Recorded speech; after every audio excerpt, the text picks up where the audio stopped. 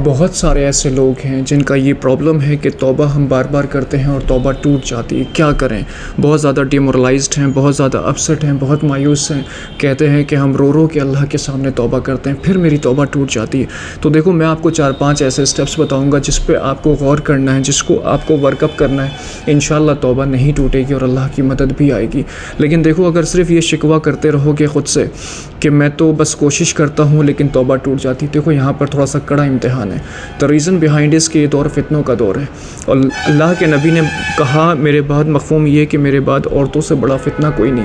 मतलब औरतों का फितना जो है ये एक बहुत बड़ा फितना है। और आज के ज़माने में आप देखो, सोशल मीडिया का है मामला, फिर एक मोबाइल फ़ोन्स पे एक क्लिक पे हर एक चीज़ अवेलेबल है। तो सब जब आप रोड्स पे निकलते हो तो इतनी ज़्यादा बेपर्दगी है, तो इंसान कैसे बचे, हमेशा ये ख्याल आता है दिल में। तो ये एक बहुत इंपॉर्टेंट कंसर्न है। तो देखो, इसमें करना ये है कि सबसे इंपॉर्टेंट चीज़ जो मैं समझता हूँ और मैं अपने एक्सपीरियंस पे आपको बताऊँ कि जो है स्ट्रॉन्ग डिटर्मिनेशन, अल्लाह से सच्चा पक्का अज़म और फ़ादा कि अब ये गुनाह दोबारा नहीं करना है। और जिस वक्त आपको ख्वाहिश बहुत ज़्यादा हो गुनाह करने की, बहुत ज़्यादा तलब हो, आप अकेले हो और बहुत ख्वाहिश है, बहुत दिल कर रहा गुनाह करने का, उस वक्त वापस से आपको इस अज़म को याद करना है और इस अज़म को फिर से अपने ऊपर लागू करना है। अगर पॉसिबल हो तो 2 रकात नफिल नमाज़ पढ़ें अल्लाह से, फिर वहीं तौबा करके और वहीं दुआ भी कर लें, वहीं रो लें। उससे वापस से आपको एक ईमान का थ्रस्ट मिलेगा, फिर से आप आगे बढ़ोगे। तो एक तो चीज़ ये कर लेना है, लेकिन गुनाह नहीं करने देना, अपने आप को वहाँ पे रोकना है। दूसरा चीज़ जो बहुत इंपॉर्टेंट है, हर इंसान जानता है कि उसका ट्रिगर पॉइंट क्या है, मतलब कौन सी ऐसी चीज़ है जो उसको गुनाह करने की तरफ लेकर जाती है, गुनाह की ख्वाहिश उसके अंदर पैदा करती है। मिसाल के तौर पे ख़यालात, इंसान के दिमाग में कोई बात आई, कोई पास्ट चीज़ आ गई, कोई पास्ट रिलेशन का इंसिडेंट आ गया या कुछ भी ऐसी चीज़ आ गई, फिर इंसान सोचने लग गया। तो ये जो थॉट है ना, जो थॉट शुरू हुआ, इसको वहीं रोकना। इमाम गज़ाली कहते हैं कि इस पौधे को पेड़ बनने से पहले ही रोको। जो पहली थॉट आई ना, जो पहला ख्याल आया गुनाह का, वहीं पे रोक दो। बिकॉज़ अगर इसको थिंक करोगे और इसमें तुम जब लज्जत में जाओगे, लज्जत मज़ा लेने लग जाओगे उस ख्याल से, तो फिर गुनाह से बचना मेरे भाई बहुत मुश्किल हो जाएगा। फिर इंसान सोचेगा इस गुनाह को मैं कैसे अरेंज करूँ और कैसे कर लूँ।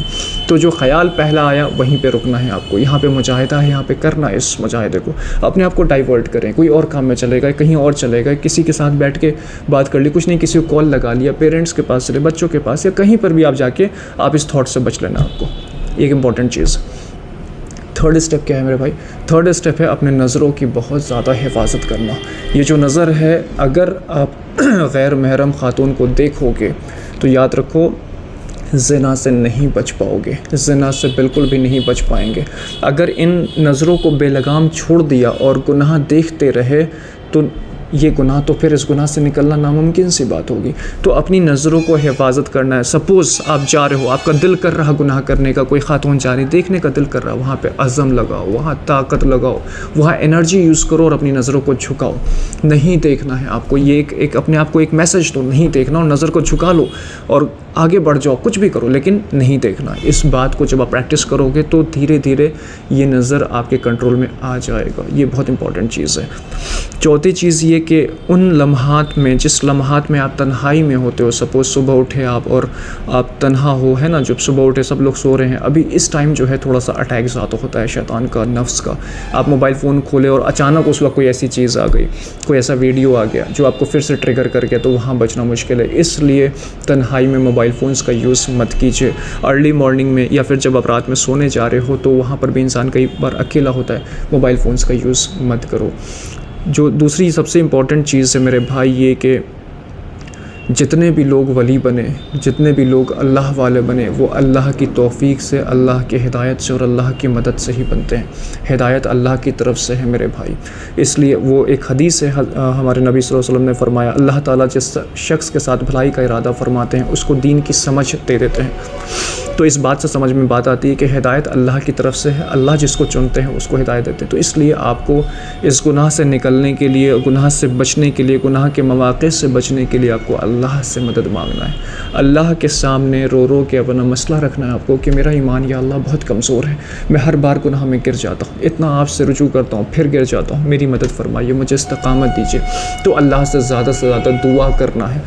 अगली चीज़ जो मैं बताता हूँ कि वो ये है कि जब टेम्पटेशंस आए आपको, जब ट्रायल आए, जब दिल करे गुनाह करने का, जब दिल करे किसी गैर महरम को देखने का, मोबाइल फ़ोन्स पे गलत चीज़ों को देखने का, अपने आप को एकदम रोक दीजिए।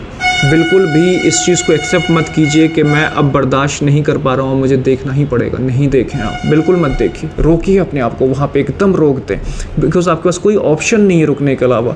आप गौर करो कॉन्सिक्वेंसेस पे कि अगर आप देखोगे तो फिर वही सब कुछ होगा, फिर देखोगे, देख जाओगे, फिर गुनाह कर लोगे, फिर बाद में रोगे यार मुझसे फिर गुनाह हो गया, फिर गुनाह हो गया। वहीं पे रोको, कॉन्सिक्वेंसेस को जहन में लाओ। पिछली बार इतनी बार गिरे आप, इतनी बार तौबा टूट गया, अब दोबारा नहीं टूटने दूंगा। तो अपने आप को रोको।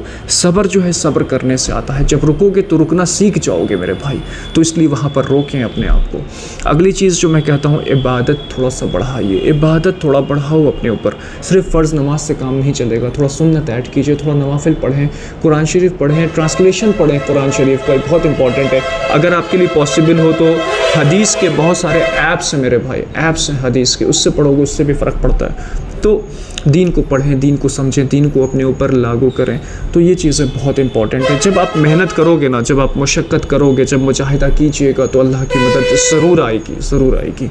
बहुत सारे लोग हैं बड़े बड़े एडिक्शन को छोड़ दिया, क्विट कर दिया और वापस से सीधे रास्ते पे आ गए। तो एक बहुत इंपॉर्टेंट चीज़ है, इसको कैजुअली मत लीजिए। ये फितना बहुत ज़्यादा प्रेवल कर रहा है, इसके इंसिडेंट्स बहुत ज़्यादा बढ़ रहे हैं। मैरिड लाइफ लोगों की तबाह हो जा रही है, नस्लें बर्बाद हो जा रही हैं, अपने बच्चों के सामने शर्म आएगी, अपनी नज़र में इंसान गिर जाता है, दुनिया में रुसवाई है।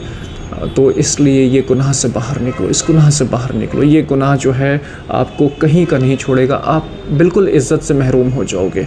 तो इसलिए ज़रूरत है इस बात की कि